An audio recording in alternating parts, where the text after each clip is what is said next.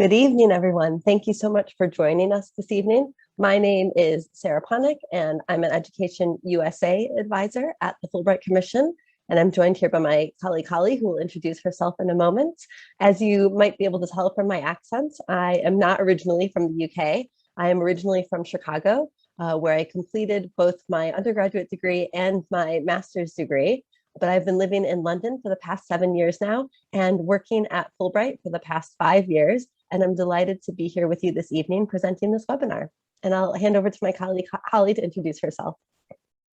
Hi everyone, so excited that you can join us this evening. My name is Holly Haig. Like Sarah, I am an Education USA advisor here at the US-UK Fulbright Commission. As you can tell from my accent, I am actually originally from Liverpool, but have a bit of a toned down accent now after living in the US where I did my undergraduate degree. And so we're just really excited to talk to you all about studying at the postgraduate level, be it master's or PhD this evening. I'll pass over to Sarah and see you all later on in the slideshow. Thank you, Holly. And I do just want to apologize a little bit for my colds that I have. I am recovering a bit from a cold, and so apologies in advance if you hear me kind of clearing my throat or anything throughout the presentation. But in this presentation this evening, we are going to do an overview of postgraduate study in the US, which will include choosing, funding, and applying for US study. And at the end, we'll have time for a Q&A. So we'll ask that you hold your questions until the end in case we answer your questions as we go, but feel free to kind of jot them down. And at the end, we'll have you put those questions in the Q&A box for us. And this session will be recorded. And so if you end up having to drop out for any reason or aren't able to join for the whole session, please know that next week we will be sending you a link to the recording, and so you will have access to the recording at that time. So just to tell you a little bit more about who we are the US-UK Fulbright Commission, and we were established more than 70 years ago in the aftermath of World War II by a man named Senator Fulbright, who himself studied in the UK as a Rhodes Scholar at Oxford. And he thought that the best way to avoid a third world war would be to encourage cultural and educational exchange. So we came from that, and we are a not-for-profit organization that's jointly funded by the US and UK government to promote peace and cultural understanding through cultural exchange. And we do that in a number of different ways. So one way that we do that is by offering scholarships for postgraduate study and research in the US and the UK. And we also offer an advisory service to assist students, parents, and advisors with applying to US universities. And the advisory service is part of the Education USA network, which is a US Department of State network of over 400 international student advising centers around the world. And our aim as Education USA advisors is to offer free, unbiased, up-to-date advice to help UK students study in the US. And we're actually the only official source of US study in the UK. And so first, I'd like to get started a little bit about why students choose to go to the US for their postgraduate studies. And you can see some of the reasons up here on the screen. And so I'll go through each of these in a little bit more detail. So first, there is a wide range of choices. There are over 1,700 universities offering postgraduate degrees in the US compared to about 120 here in the UK. And there is a lot of variety in institutions and also amongst academic departments. So UK students like the ability to be able to find exactly the right program, exactly the right institution among all that variety for them. Going to the US also offers the opportunity to internationalize your CV. Employers cite cross-cultural experience as an attractive quality when hiring their employees. And that's also helpful to have diverse experiences and to demonstrate independence that's necessary to study abroad. Global networking is another benefit. Going to the US offers an unparalleled opportunity to create global networks, not only with American faculty and institutions, but with the diverse colleagues who make up many US universities. You also have the opportunity to get practical experience. There are so many opportunities for hands-on research, internships, and teaching opportunities while studying in the US. And of course, you get to expand your horizons because living and studying in another country expands your worldview and may expand the opportunities available to you in the future. And though this might be surprising to some of you, a final top reason to study in the US is actually the funding opportunities. There are a lot of funding schemes and scholarships available at the postgraduate level, which I'm going to talk to you about in a lot more detail later on. And just before we delve too deep into this, I just want to talk a little bit about some of the key differences between a degree in the US versus the UK. So in the US, we typically have longer programs. So master's degrees tend to be 2-year master's programs, although there are 1-year programs that exist. And PhDs tend to be 4 to 6 years, although this may be more or less depending on the program, the department, that kind of thing. Typically, a master's is integrated within the PhD, meaning that you'll do coursework for the first year or two. If you do already have a master's, you'll still do that coursework and you'll be able to use that time to sharpen skills, gain more experience teaching or doing research, perhaps as an assistant. It's typically not an optional component of the degree. There isn't really such a thing as pure research degrees. Programs will include coursework at the postgraduate level. Something else that's different is that there are no set fees or standard application deadlines, and there's a lot of variance by university and departments in this. And also postgraduate programs are organized by the department, not by the supervisor. So you don't need to know your supervisor beforehand, especially since some programs are more interdisciplinary, which means that you might have multiple supervisors or even a committee. And you don't necessarily have to have an in-depth research proposal, as they'll expect you to figure this out throughout the program. And then something else to note here is that law and medicine are studied at the postgraduate level in the US and not studied at the undergraduate level. And just to take you through a brief timeline of what you can expect with this process, we recommend beginning to research programs about 12 to 18 months before enrollment. And then about 10 to 12 months before you plan to enroll, you'll kind of want to finalize the selection of where you'll be applying. And around that time, you'll want to take any required admissions exams and begin your applications. And then about 8 to 10 months before you plan to enroll, you'll put together an application and submit that according to the deadlines. And then around 4 to 7 months before enrollment, in the springtime, you can typically expect to hear back from the universities that you apply to with their admissions decisions. Then, based off of where you were accepted, you'll notify universities of your decision, and then you'll apply for your visa typically about 1 to 3 months before enrollment. And we have a lot of resources on our website to help with your pre-departure, including travel advice, living arrangements, campus life, all that. And then you'll typically start your degree around mid-August to early September, which I know is slightly earlier than you would do in the UK. And with that, I'm going to hand over to my colleague, Holly, who's going to talk to you about choosing a program. Brilliant. Thank you, Sarah.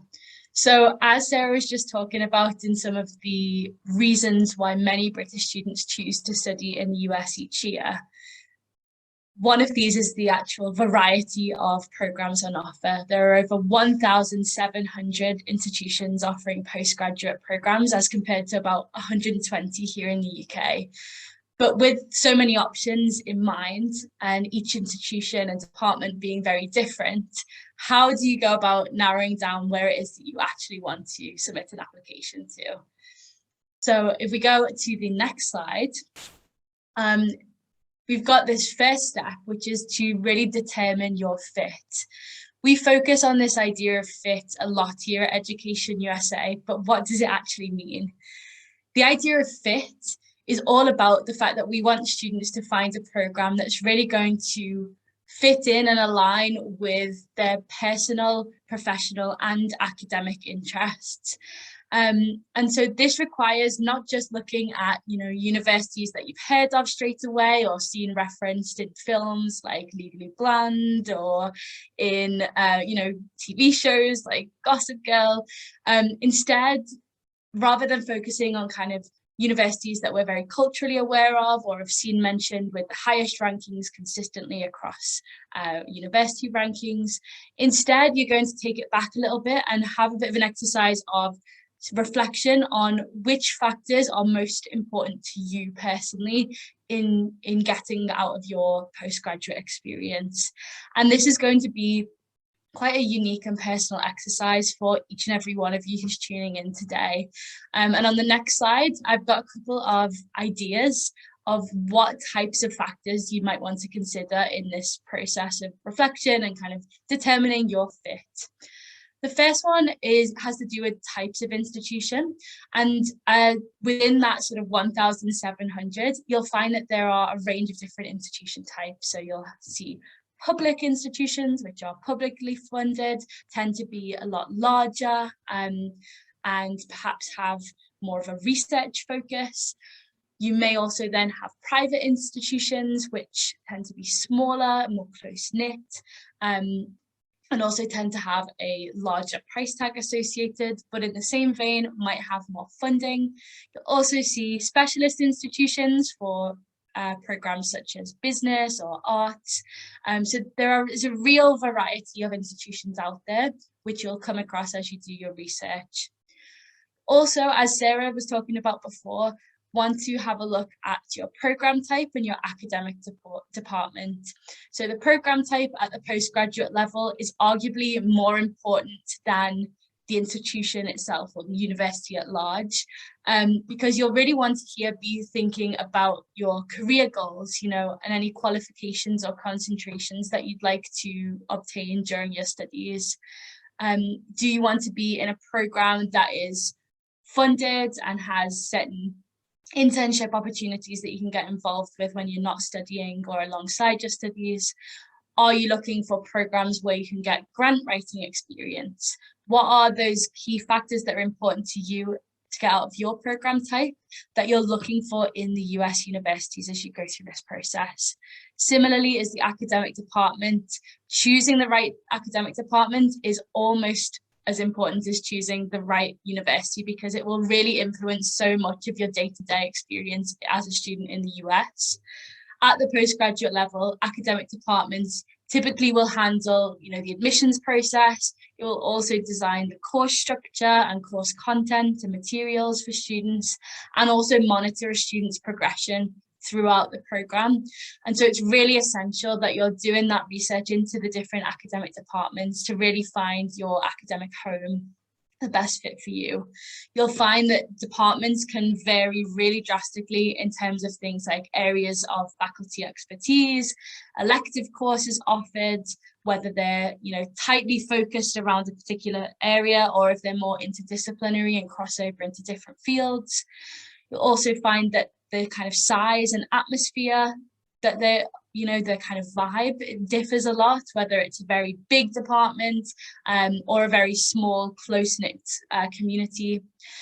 And in a similar vein, opportunities for teaching and research will kind of be tied into that size and how many opportunities are available, as well as opportunities for things like conference attendance and internships like we were talking about before. Another factor that you may consider is location. On a superficial level, you maybe aren't such a big fan of the snow, for instance, or, you know, are really into the heat or vice versa. So climate and whereabouts geographically in the US you might want to be based might factor into this. We'll also be thinking about, do you want to be in a more urban place versus suburban versus rural? And how, you know, how does that link into the kind of size and department of the university as well? In kind of connection with this urban versus rural piece, you may want to figure in transportation links. If you're you know, at a more campus-based university where you can walk everywhere and you're really kind of in the hub and in the thick of things, perhaps this isn't as important. But if you're in a city, do you want to be connected to a public transport network? If you're in a more rural area, might you have to think about getting a car and things like that to get around? In terms of location as well, depending on what you're studying, there might be particular areas of the US that you are drawn to that have kind of specific areas of focus. So for instance, if you are interested in studying political science, perhaps Washington, DC or the surrounding areas might be a good fit for you in terms of being kind of immersed culturally in that political sphere. Similarly, you know, New York might be a place for kind of more financial, economic programs. Boston is kind of known for a healthcare focus, whereas kind of California might have more of an artsy or film focus. And then you also might want to think about extracurricular opportunities. You know, the US is a massive country spanning lots of different geographic zones and different types of terrain, for instance. You might want to get outdoors and do some exploration there, or you might be interested in a particular hobby or sport that is, you know, particularly popular or a thing in a certain area of the US. So these will all be factors to consider within kind of that location piece.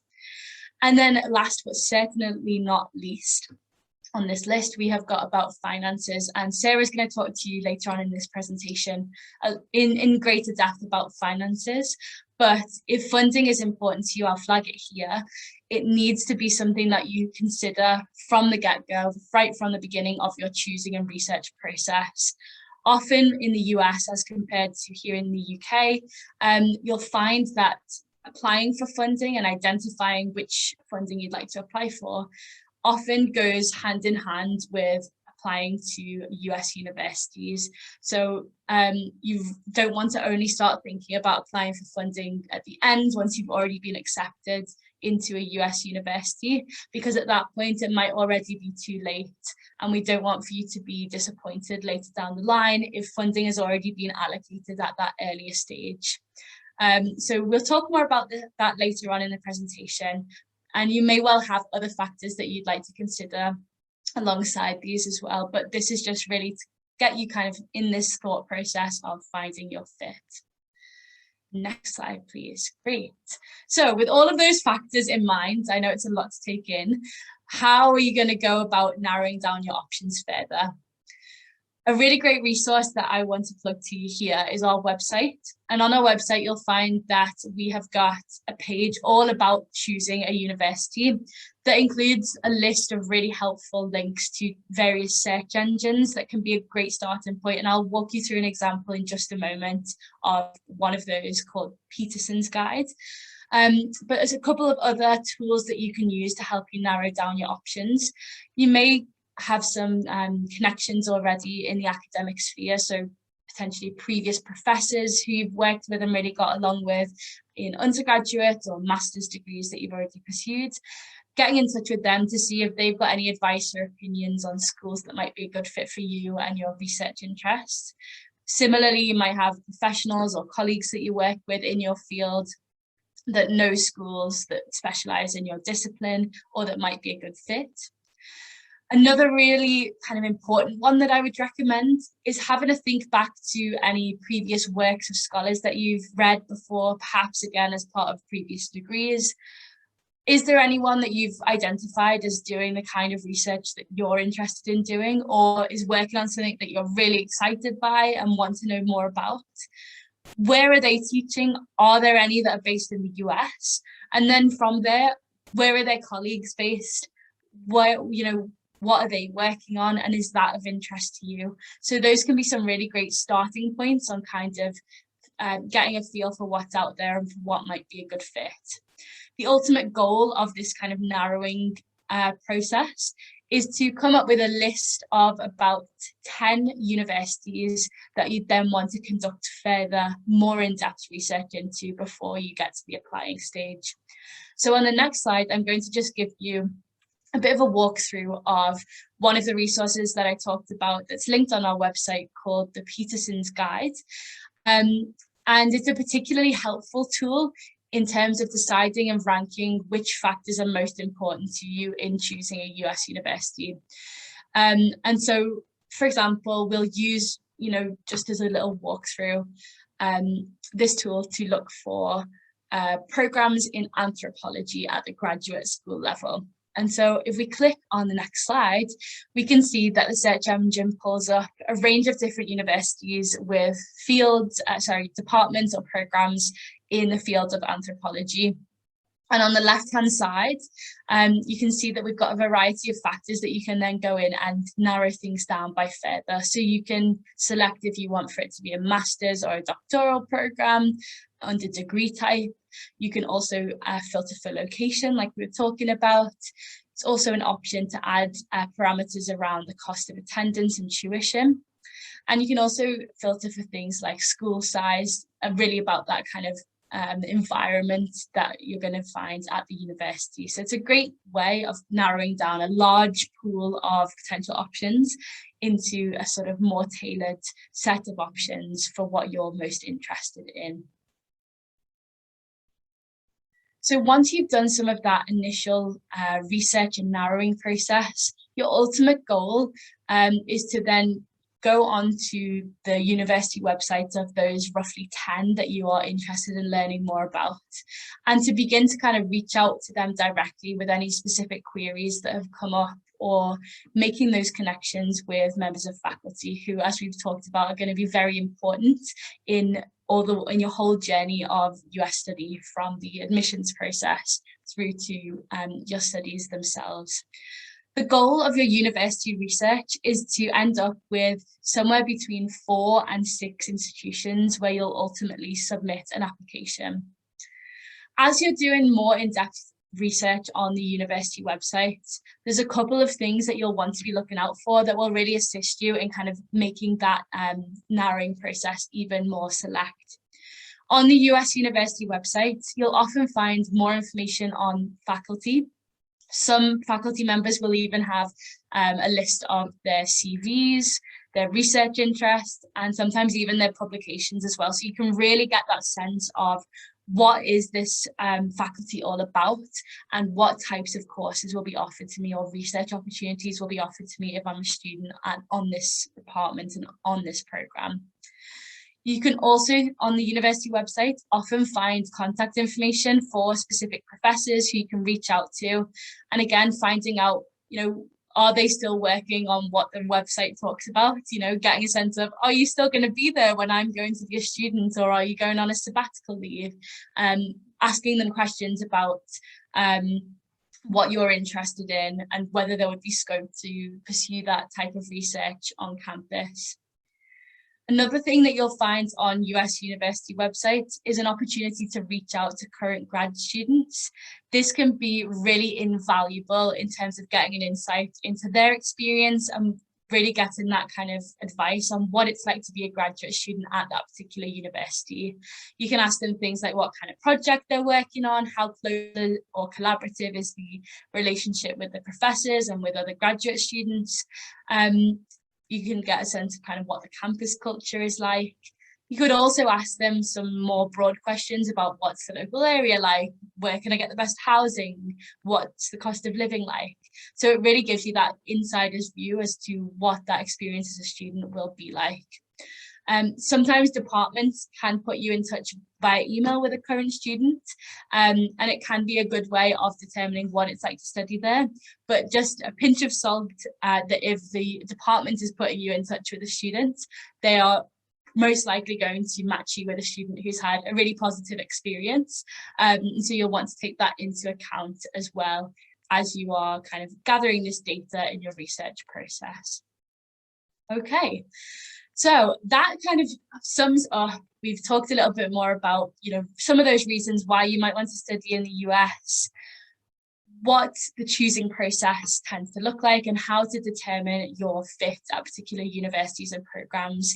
I'm now going to spend a little bit of time talking about what the application process looks like. And I really want to just kind of build off what I've just spoken about, that the choosing process is so important, and really getting that in-depth research in. And the more time you can spend on that, the stronger your kind of different components of your application process will be. And it will help you in making you, not only competitive for admission, but also for funding, as Sarah will talk about later on in the presentation. So on the next slide, we have got a broad view of what many programs are looking for when they are reviewing applications from students. Note here that the details are really going to vary, applying for an MBA program versus, a molecular physics program, the criteria are going to be very different on the detail, but broadly, programs in the US are looking for these 4 qualities that we've put up on screen. First and foremost are academics, and US universities look for academic achievement first and foremost measured by your undergraduate or, if applicable, existing postgraduate degree results. And then as well as any admissions tests that may be required for entry at their particular department. In terms of your undergraduate degree, you will find that there are not kind of strict entry requirements in the way that we're used to seeing at UK universities, but most will want to see at least a kind of 2-2 on a bachelor's degree. Even though there aren't those kind of strict requirements from the US university, if in doubt, definitely contact individual departments or programs to assess whether, to ask whether or not your qualifications would be sufficient to be considered for admission. And they should be able to give you an approximate idea of whether your academic profile is kind of roughly in line with their usual admitted student. We've also got this idea of academic fit. This is roughly similar to that idea of fit in general that we were talking about before. But academic fit is more to do with, what are your reasons for pursuing a postgraduate degree at that particular institution? How does what that institution is all about, whether it's that particular department or something about the university as a whole, that really helps towards your goal and your passions? And likewise, how will you fit into their environment? Are you looking for a place that is really research heavy, or are you looking for a place that you can really get stuck in and is all about kind of experiential learning? That kind of piece is going to be really important as your application is being reviewed, to get that sense of, okay, what is it about us and why does that student want to study here? Also going to find that US universities will be looking for a kind of pattern of relevant work experience and study experience, laying a strong foundation for your studies at the postgraduate level. And they'll also want to see that you've had, a background in being interested and involved both inside and outside of the classroom. US campuses are very lively and usually quite fun, vibrant places to be. And so often faculty will want to see, the personality of applicants coming out in the application process.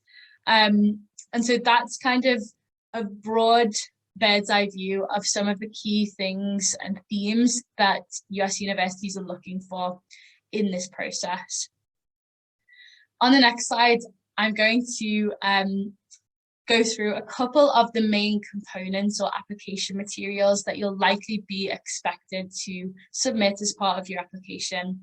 Before I do, I want to caveat that unlike here in the UK, the US is the land of the free, and they take that very literally because there is no standard process for applications. There is no kind of centralized system that all the universities will use. So you'll find that requirements and components will vary by university to university. And as Sarah said earlier, each university will set its own deadlines as well. So you want to be really careful that you're tracking those and are clear on those as you're doing your research. Most applications, however, will follow a similar sort of format. And so you may well be able to reuse or adapt certain materials that you've prepared for each. But again, really important to have it clear from your university research on the website as to what is required, and to be really vigilant with that. Okay, so first and foremost, we've got the application form. This, is quite going to have some personal details, basic information, your name, address, contact information, things like that. If required, you'll also submit here your admissions exam scores, and these will be sent directly to the university based by the organisation who administered the test. And we'll talk a little bit about admissions tests in just a minute. We'll also then have a transcript, which is essentially just a listing of your previous academic marks. You can usually ask your department at your UK university or the registrar's office to provide a transcript, and you'll usually need an undergraduate and, if applicable, master's as well. This will have your overall grades on it, but we'll also usually have a listing of any modules that you've completed as well. Next up, we've got your personal statement. This will describe your academic interests, professional and personal goals, and any relevant experience that you've got. And it's really an opportunity to put forward any personal history or context and really sell yourself to the program. We'll go through a couple of tips on personal statements, but please note that this is a very different type of personal statement than what you'll be used to in kind of a UK application process. You'll also submit usually somewhere between 2 and 3 recommendation letters. The university may provide some kind of loose guidelines as to who they'd like to complete these letters on your behalf. It may well be that it's one kind of academic reference and one from a professional setting. But either way, we would really encourage you to choose people to submit these and write these letters on your behalf who really know you well, both inside and outside of the classroom, so that they can give you that well-rounded perspective to whoever's reading your application and speak to those different areas of your academic involvement, but also your personal involvement as well. Sometimes you'll also be asked to submit a CV, or it might be known as a resume, which again is a listing of any professional and extracurricular involvements and accomplishments that you've been involved with. Some programs, not all, might ask you to do an interview or an audition. Interviews are particularly common for programs like MBAs, and occasionally for research degrees too, but not as often. And then auditions are obviously for more kind of arts-based, performing arts-based programs. Sometimes as well, you'll be asked for submission of work. This may well be a chapter from your dissertation that you're really proud of and that you think illustrates your ability to put forward an argument and to write well, because this is the kind of more substantive thing that they're trying to get out of the submission of work, is about how you write rather than your research, because they'll get that from other components of the application. And finally, do expect that most US universities will have an application fee of sorts for each application you submit. Usually this will fall somewhere between the $50 to $100 range. So you want to be kind of budgeting for that as you plan out which universities that you want to apply to. Okay. Another thing that you'll want to think about when you're choosing universities is how does your academic profile compare to other applicants? So how do universities measure you up as a potential colleague or a potential student? Well, they do this by looking at your academic profile. And your academic profile consists of some of the factors that I've put up on screen here. So your grades, as we've talked about, will be mostly based on your UK qualifications. They might be looking at test scores, which are US admission scores, which we'll talk about on the next slide. And as well, they may also be looking at your research. So perhaps from your dissertation as part of an undergraduate degree or research as part of a master's degree. Be looking at any relevant work experience that you've done. For some programs, this is particularly important. So particularly thinking about MBAs, for instance, this is likely to be an important component. Other programs may not matter so much. And then finally, we've put on screen about the X factor. This is not referring to the TV show.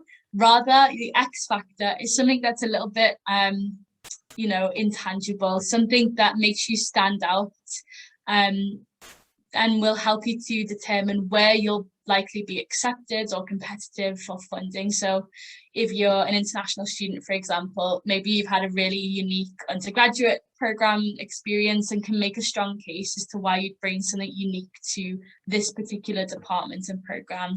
Oftentimes, US departments are looking for a really interesting mix of both people and their ideas to have that kind of well-rounded approach within that program. And so thinking about what you might bring to the table that's unique might help to set you apart in terms of your academic profile. On the next slide, we're going to talk a little bit more about standardized testing. Now, admissions tests, just to give some context, act as a method of evaluation, because in the US there is not and national curriculum. And so they sort of aim to level the playing field a little bit. As you can see on screen, there are a couple of different types of admissions tests. The most common is the GRE, or the Graduate Record Exam, and it measures your verbal reasoning, quantitative reasoning, critical thinking, and analytical writing skills. And several master's and PhD programs may ask for the GRE score. You've also got a couple of other ones which are specific to different degree programs. So you've got the GMAT, which is for MBA and business programs. You've got the LSAT, which is for kind of law programs, predominantly JD programs, and the MCAT, which is for MD programs, medical admissions. So these admissions tests are very different to what we may be accustomed to when we think about a test here in the UK. They are often multiple choice, and they have very strict time limits and focus more on kind of your ability to think under timed conditions than perhaps some of that kind of like analytical background that often UK exams will have as part of their components. One question that we get asked here at Education USA a lot is, how important are these standardized tests in the admissions decision? And I think a lot of UK students become, quite worried about them. The answer to this question about how important they are is really going to depend. Some universities may not require them at all, so you want to be looking out for this as you do your university research. For others, it might factor into their decision, but they're actually more interested in your personal statement and your transcript. And it could well be that some other programs are perhaps interested in a certain element of the test. So they might be more interested in your analytical writing and verbal reasoning scores than they are for, how you did on the quantitative reasoning section. It really does just depend on both what it is that you're hoping to study and where it is you're studying.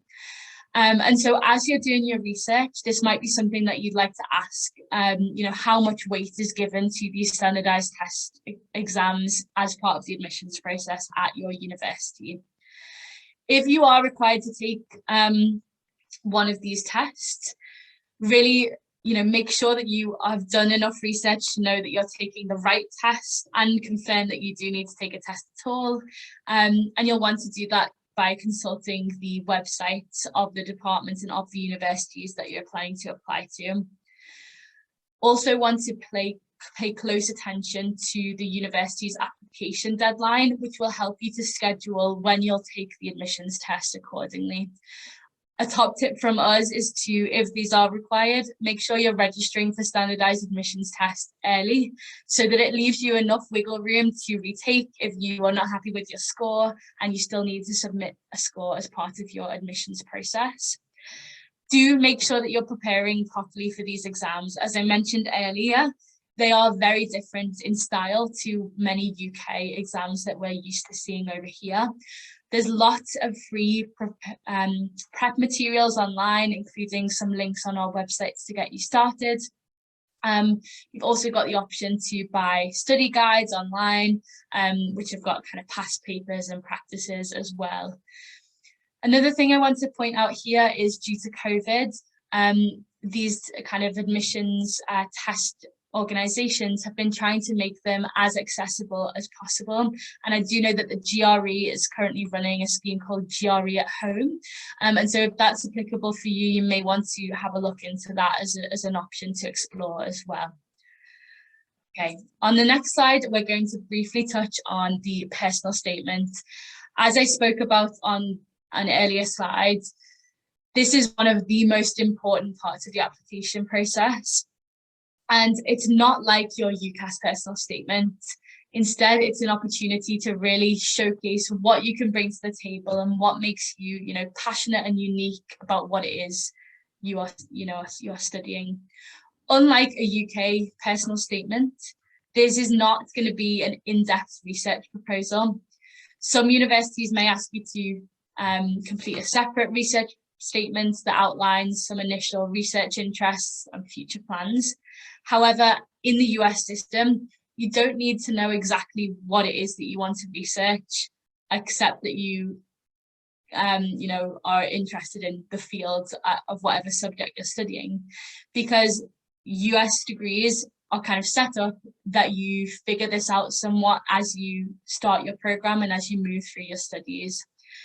So your personal statement instead is really meant to reflect an individual's character, your motivation, any future goals, and where your interest came from for this particular university, and also for your field and program as well.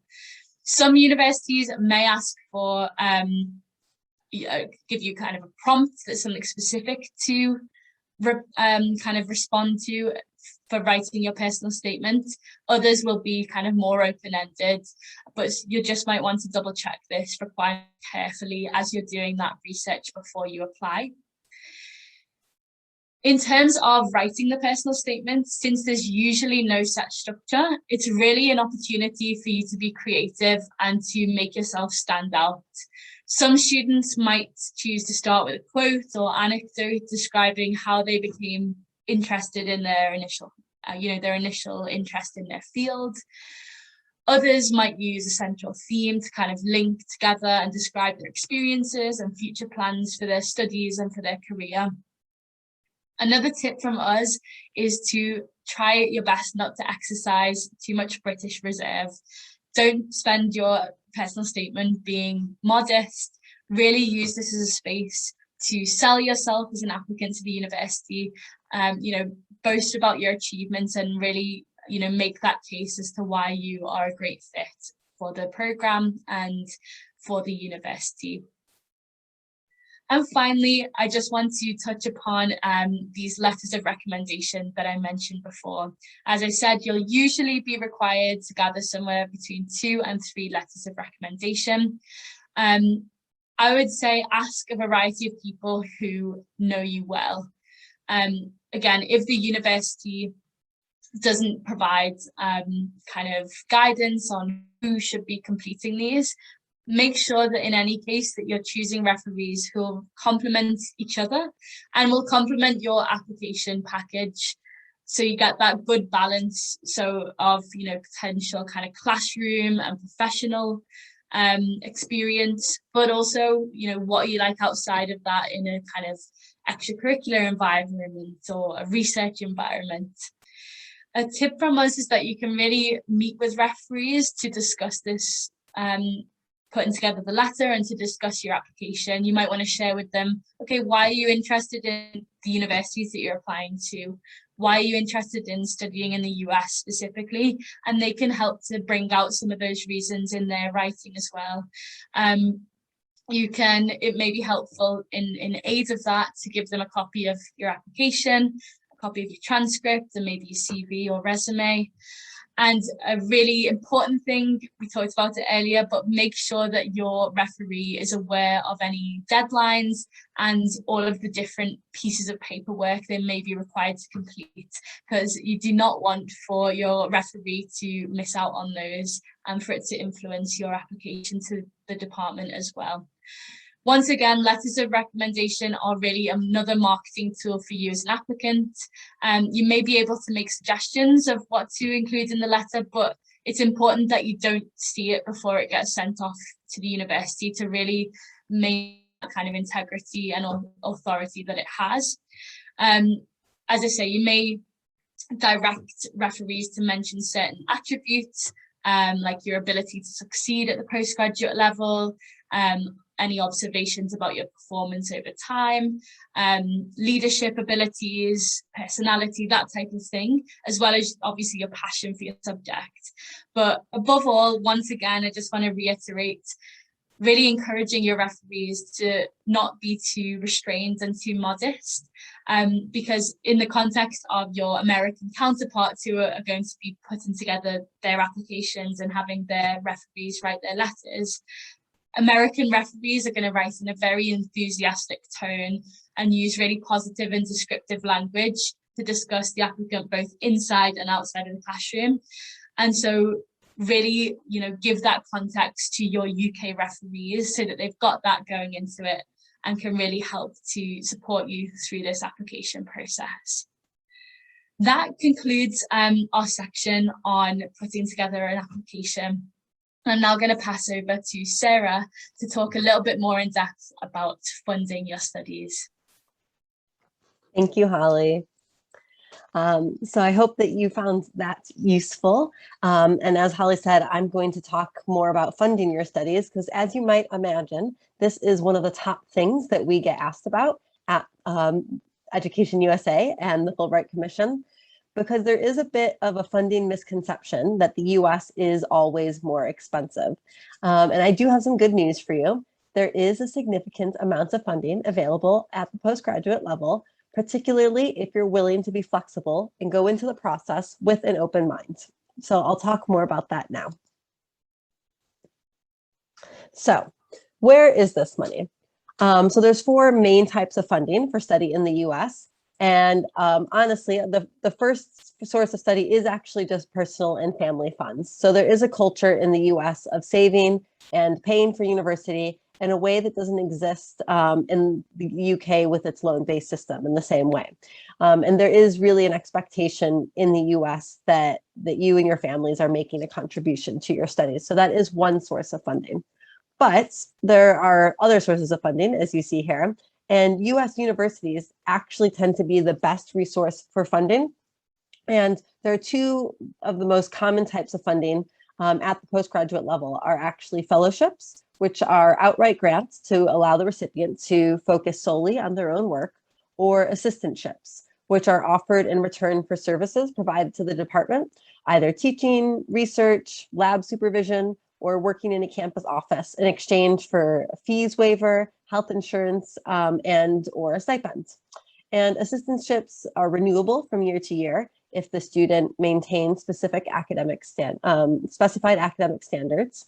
Although the terms of the assistantship will vary dramatically between universities and departments, and they also depend on available grants and the fields and the departments. And so that's why it's always important to ask the department or the program about this kind of funding when you're choosing where to apply. More funding does generally tend to be available for PhDs and for students in research-focused masters than for professional degree students. It also varies by subject area. So the sciences tend to receive more funding than programs in the humanities. It doesn't mean that funding isn't available in the other areas. It just means that it maybe isn't as common. And you'll want to check with multiple offices at the university about funding opportunities. So you'll check in with the departments. If the school has like an overall graduate school, you can check in with the graduate school, and you'll also want to check in with the financial aid office. So you'll kind of want to check all three of those places because it might not be that all the funding opportunities are in one place. There's also external funding bodies. So these are kind of niche scholarships. And these are institutions that are separate to the universities, like companies or charities or foundations that offer funding for education. And lastly, the fourth source of funding that we'll talk about is loans. And in terms of loans from the US, most US lenders will require a US citizen to co-sign on the loan. And so therefore, most UK citizens who need loans would take them out privately from a UK bank, but we really caution you with this to use this as a last resort and to make sure that you examine the terms and the interest rates closely because sometimes they can require you to start paying back that loan before you've even completed your studies, which can be difficult if you are a student.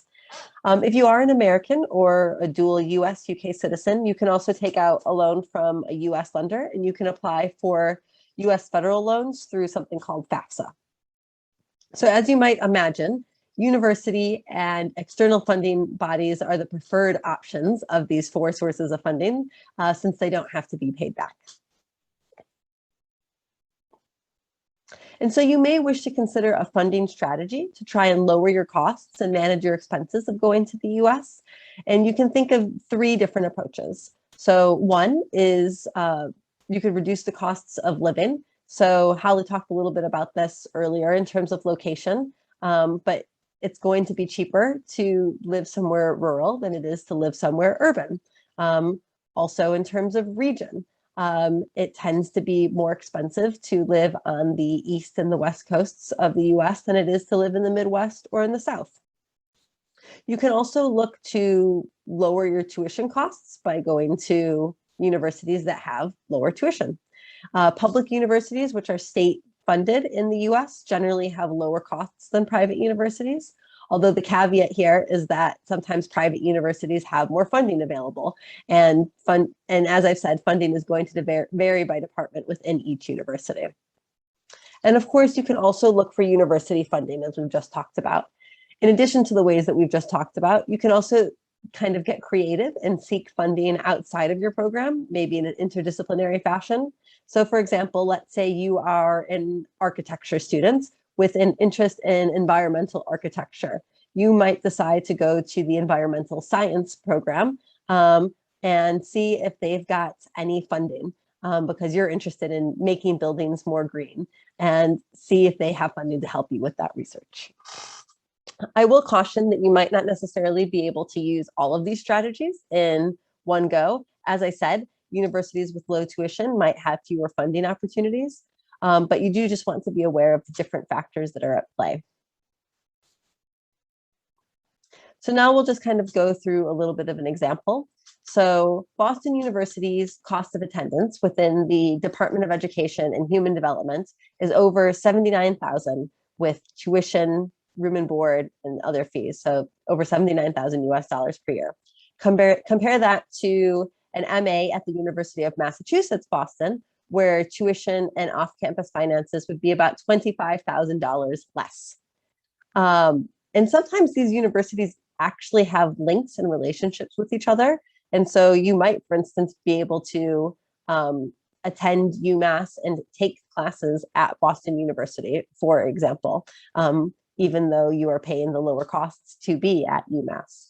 So in this example here, you'll see that it's the same city, but there's a great variance in tuition and fees. So that's what we talk about in terms of doing your research and being open-minded if funding is important to you and how much you're going to be paying is important too.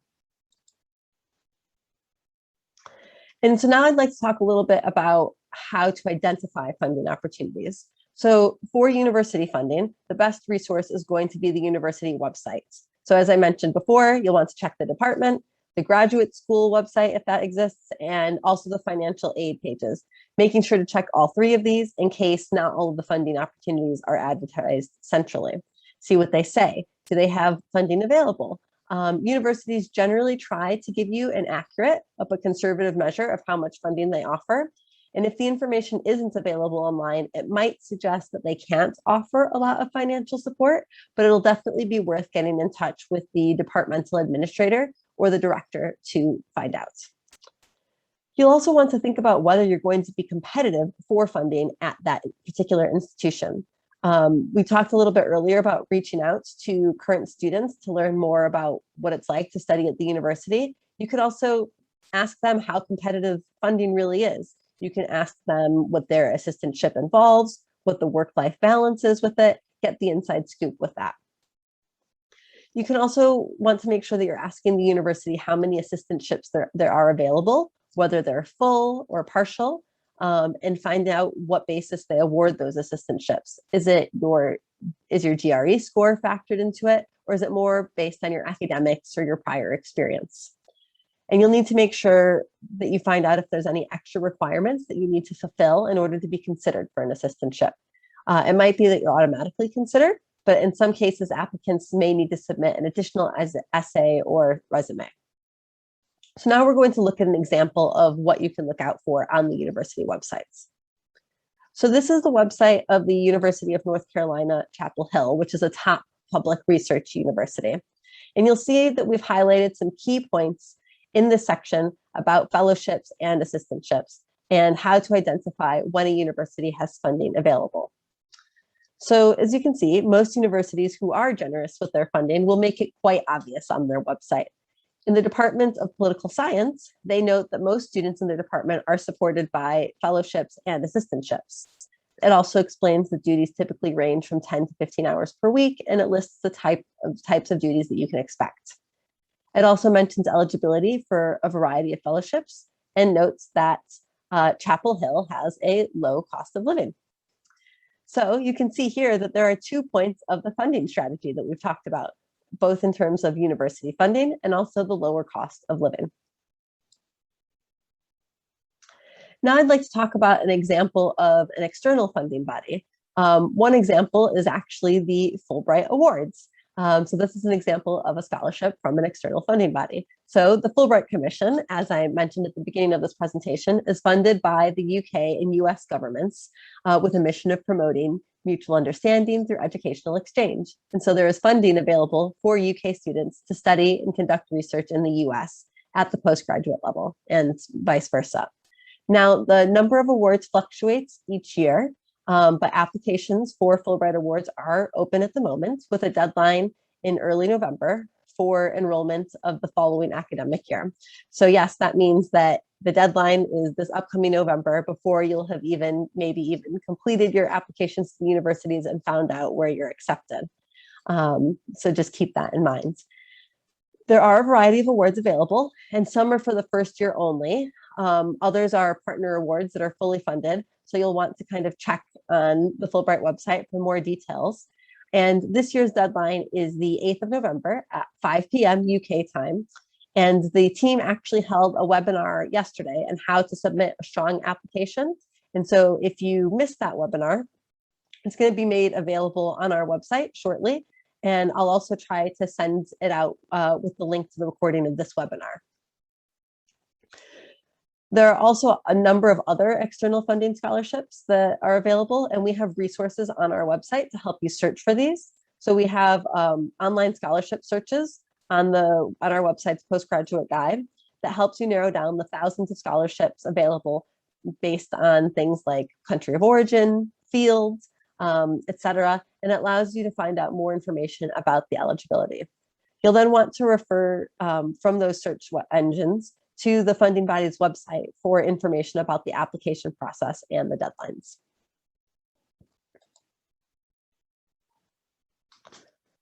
And just some funding tips and things to keep in mind is that applying for funding often happens simultaneous to the admissions process. So you'll want to make sure that you're beginning to search for funding early and incorporating this in your choosing process. And you want to make sure that you're willing to put in the time and effort to seek out and apply for funding opportunities.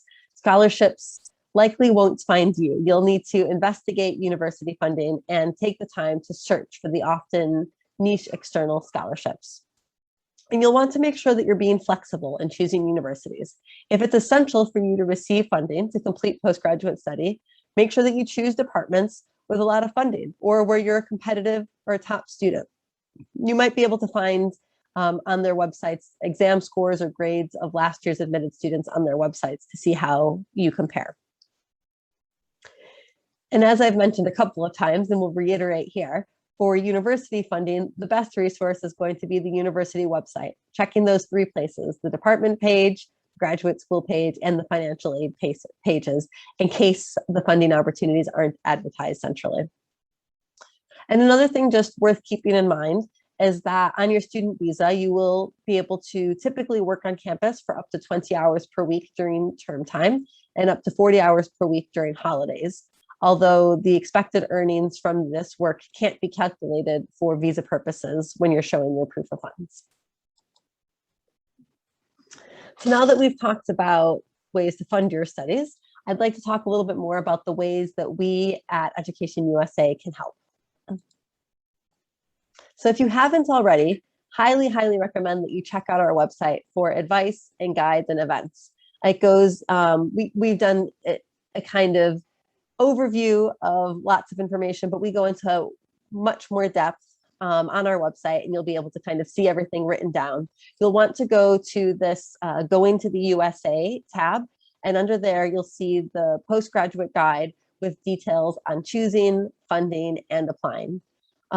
Under the section, we also have our Fulbright Awards section, which has more details about the different awards that are available, their categories, the benefits, the selection criteria, and the application procedures.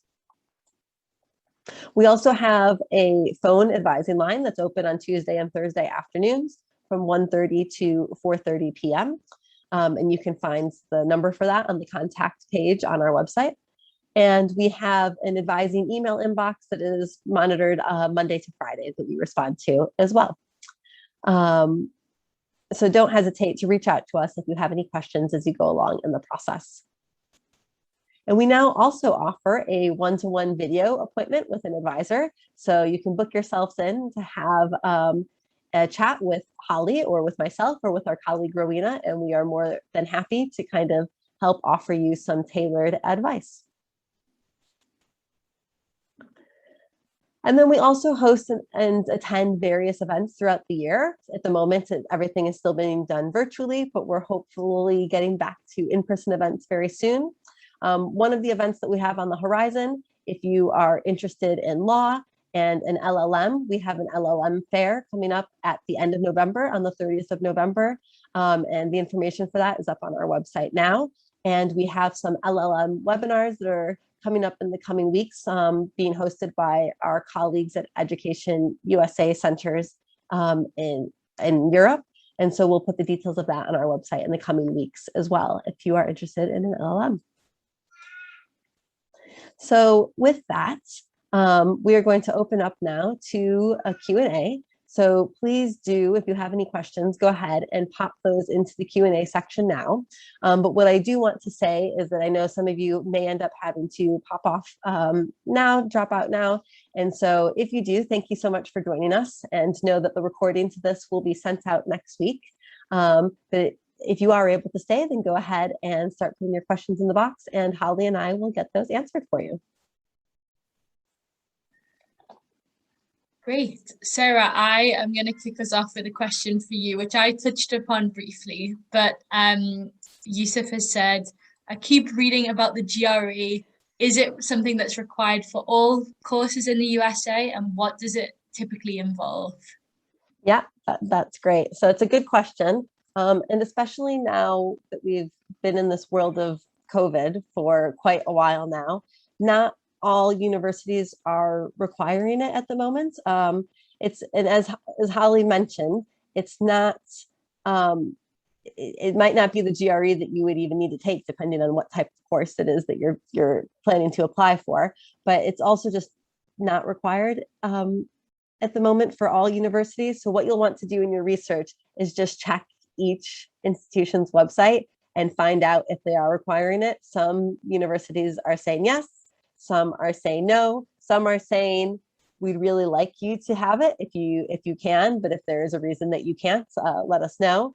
And so it is really just going to depend. And in terms of what it typically involves, it will be a multiple choice test that tests you in areas of kind of reading and math and those types of areas. And there are a lot of sample tests available online. And so I definitely recommend kind of going online and taking a sample test, and then determining what areas you might need to really revise for, and making sure that you're spending your time really focusing on those areas. Great. We've also got a question here about, so some US universities will ask their applicants for a US GPA based on a certain scale. How do we go about converting our UK kind of class system into a US GPA? So we generally recommend that you never try to approximate a US GPA based on your UK grades, mostly because we don't want for you to do a disservice to yourself in that kind of conversion process. There is no kind of direct set in stone equivalency between UK and US grading systems. And instead, there's sort of three main ways in which US universities will assess or evaluate your qualifications. The first is that they already know what it means to have a first, second, etc. from a particular UK universities and kind of know what they're looking for. Second is that they will have their own internal system that they use as part of the admissions process to convert UK grades to their admissions system. And the third is that they may require for you to complete what is known as an external external credential evaluation, and so this may be paid, and so they may have a particular one that they recommend, and so you'll have to submit your transcript to this external service who will translate your grades for you, based on the different criteria of whichever university that you are applying to. Usually, again, the university, if they require you to do a credential evaluation, will recommend a particular service for you to use. If they don't, we do have a couple of links on our website of suggested external evaluations or evaluators that you may go through as well. Right. We also have a question about whether degrees are weighted differently on each year. This person is saying that their degree was 33% of the second year and 66% of the third year, whereas other UK universities have 27-75 split for the final degree class. Yeah, I think that is just something that is going to depend on the university as they evaluate your application. And I would say that, you know, as you're getting your UK university to provide your transcript, making sure that they are ultra clear as to where that grading system has come from, and making sure that they are explaining their system so that the US university has as much context as possible would be the best advice there. Okay. We also have a question here that says, in the wake of some colleges removing the need for the GMAT, for instance, the Harvard Masters in Public Health, due to COVID, they state that they require other evidence of quantitative achievements. What would you suggest that this could be other than the grades from undergraduate study?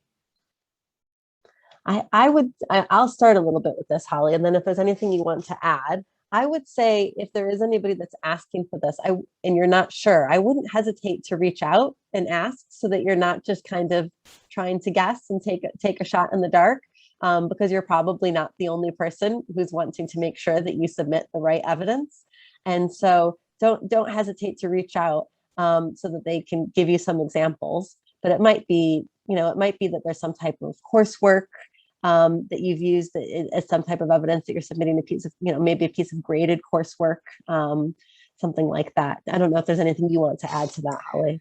No, exactly the same. I think, yeah, if you've done any particular course or extracurricular activity that is related to your field, that may be able to kind of complement your application. But my best advice would just be to echo Sarah and to reach out directly to the faculty, because they're going to be best placed to advise on their program and what they're looking for. Another question here about kind of standard of UK degree. So would a 2-1 bachelor's degree be sufficient for a strong application? I would say that's just going to depend on where it is that you're applying and what a strong application looks like at that institution. And so, as we were talking about before, although we don't recommend trying to convert your UK grades to a kind of US GPA or anything like that, there are some resources out there that you can use as a kind of guideline to see how does your UK qualification stack up against a US GPA, even though you would never kind of list that on an actual application to the university. And you can use that to kind of sense check, okay, where do I fit in terms of competitiveness as an applicant at this institution. So it will just depend whether or not that is a strong score for the departments that it is that you're applying to. As a add-on to the earlier question about the GMAT, would you suggest taking the GMAT anyway? So similar to the GRE question earlier, it's kind of going to depend. So take a look at the different websites and see is it required? Is it not required? Is it encouraged? If it's simply not required at any of the places and they're not going to consider it, then it's probably not worth spending the time and the energy on that exam. Instead, you can spend that time putting together a really strong application, doing all that important research to kind of research the institutions and be able to tell the institution why they're such a good fit for you. But if it's something that is optional and encouraged or is required, you could always, if it's an optional thing, if it's required, it's required. If it's an optional thing, you could always take a mock test and see how you do in it. And if it's something that you find actually, this is something I'm pretty good at, or I actually like this and think it would be fun to revise. I know it sounds crazy, but I know there are people that like to do that, you know, and it could really boost your application, then you should do that. Anything you want to add to that, Holly? That's perfect. We've got another question here about, does Fulbright have an online chat or help forum for future help or questions when applying for postgrad? Great question. I'm actually going to jump in and share my screen, and hopefully you can all see that. So if you're talking specifically about Education USA, which is the service that Sarah and I represent, if you go to the About Us section on our website, you can go to the Contact Us page. And here, if you filter down for Education USA advice, you can reach out directly to us to ask any questions via email. If you have a question that is about the Fulbright Awards postgraduate scholarship that Sarah was talking about, you can filter for Fulbright Awards, and that will go through to the team who deals specifically with those. And down here, you've got information about setting up a Zoom call with us, or calling in when our advising line is open as well. So yes, those are the kind of main methods to get in touch with us: is email, giving us a call, or getting in touch and having a one-to-one Zoom call with us as well. But to get in touch with the awards team, specifically about the Fulbright postgraduate scholarships, the best way to get in touch with them is via email. And I can actually pop their email address in the chat if you do have questions to follow up with our colleagues on that team as well. Thanks, Holly. We also have a question about the GRE and whether it's the same as, I'm actually wondering if I'm going to mispronounce this, the TOEFL or the IELTS.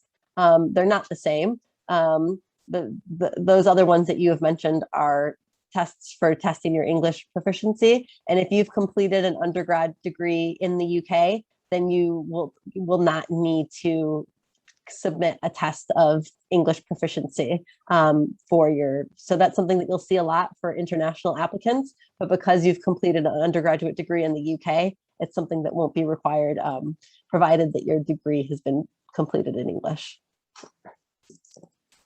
Great. Lots of questions coming up. And there are a couple here that I might actually suggest that you get in touch with us after this webinar, because I'm seeing that there's a few that are quite specific to individuals' needs, and want to make sure that we can give you the kind of one-to-one advice that we would like to give you, and to make sure that this Q&A section is kind of helpful to everyone who's tuning in and catching up as well. And the one question I can see that is helpful is, I studied up in Scotland and hold a 3-year Scottish degree, which is slightly different from other areas of the UK. Would you recommend getting an academic equivalency certificate before applying to a US university? Sarah, I can start this off, and then if you've got anything to add, let me know. I would suggest reaching out directly to the US university that you're planning to apply to, and just get a sense of, what is their system? Are they familiar with the Scottish degree that you have done and how to interpret that? And then kind of go from there as to whether they would require sort of a UK equivalency in order to interpret it. Many, US universities are dealing with international students all of the time and are really here as a support for you. They're not someone, people to be put off by. So really do take advantage of the opportunity to reach out for them for support, because they're going to have the most accurate advice for their institution. We have a question here in terms of doing a couple of questions here actually that are related to finding funding. So there's one person has written in terms of looking for universities that have the most extensive funding opportunities for master's in history related subjects for international students. And somebody else is interested in doing a master's in Latin American studies and wondering how they could go about looking for external funding options. And so I would say that using those search engines that are available on our website is going to be your best bet. both in terms of doing research for the institutions themselves and also the external funding bodies that offer the funding, because there are, as I said at the beginning, thousands of universities that offer postgraduate study. Unfortunately, I don't know about you, Holly, but I'm not able to, off the top of my head, list exactly which institutions are going to offer the best funding in specific subjects, just because there's so many different institutions and so many different subjects on offer. So it is a matter of really just doing that research and putting in the time and effort to do that. But those search engines that are available on our website can help you with that process. Is there anything that you would want to add to that? No, that's exactly right. Okay. Sarah, I've got another question for you. It's about how is work experience viewed as part of an application to a US postgraduate program? I think positively. Yes. And I think it's going to depend on the type of application that you're doing and as to how that's going to be incorporated. So for instance, for an MBA program, it might be that they're looking quite heavily at your work experience, and that it might even be, depending on where you're applying, that it's required to have work experience for the program that you're applying for. If you're applying to a subject that maybe doesn't require work experience, but you have work experience in the field, it can make your application more competitive because it shows that you got that experience in that. And so it definitely, if there's a way to incorporate that into the application, I think it's definitely worth including it. I don't know if there's anything you'd like to add to that, Holly.